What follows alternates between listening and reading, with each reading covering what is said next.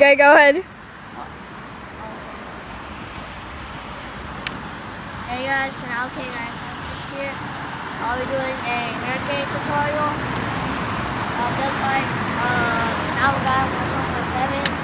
So first of all, you want to put the ball and the can together and let the string in the middle like that. And then you need to like swing left to right. And then you keep on doing it, and then until you get faster. That's how you do hurricane. And you can do pizza flip and stuff. And like you swing it first left to right, and then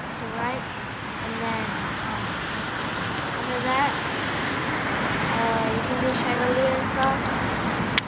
So yeah, this. Make sure you do it like sideways, not like nunchucks. You do this. I like nunchucks. Wait. Nunchucks.